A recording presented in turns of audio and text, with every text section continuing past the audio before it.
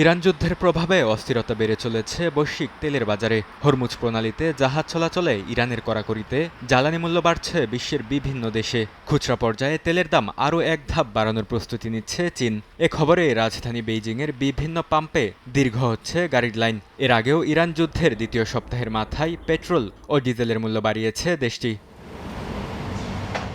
তাইওয়ানের জ্বালানি বাজারে বেড়েছে পেট্রোলের দাম। লিটার প্রতি দাম বৃদ্ধির কারণে সরাসরি প্রভাব পড়ছে সাধারণ পেশাজীবীদের উপর। ট্যাক্সি চালকরা জানান, দাম বৃদ্ধি পেলেও ভাড়া অপরিবর্তিত থাকছে। বিপাকে পড়েছেন সাধারণ যাত্রীরাও। এরই মধ্যে দুইবার পেট্রোলের দাম বাড়িয়েছে তাইওয়ান প্রশাসন। আন্তর্জাতিক বাজারের উপর নির্ভর করে এ মূল্য আরও বাড়ার সম্ভাবনা রয়েছে।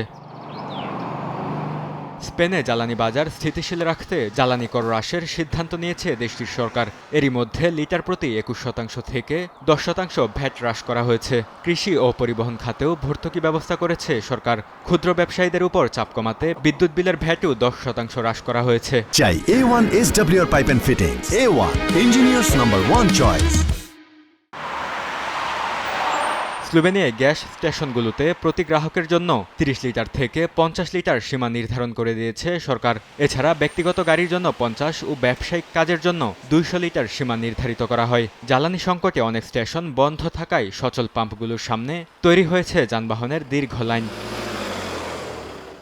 জ্বালানির দাম বৃদ্ধির প্রভাব পড়েছে নাইজেরিয়ার ক্ষুদ্র ও মাঝারি ব্যবসাতেও। উৎপাদন খরচ বেড়ে যাওয়ায় প্রতিকূলতায় পড়েছেন উদ্যোক্তারা। বিশেষ করে সীমিত ঋণ সুবিধা ও অবকাঠামোগত ঘাটতি থাকায় লিটার প্রতি তেলের মূল্য বৃদ্ধি তাদের জন্য নতুন বোঝা হয়ে দাঁড়িয়েছে।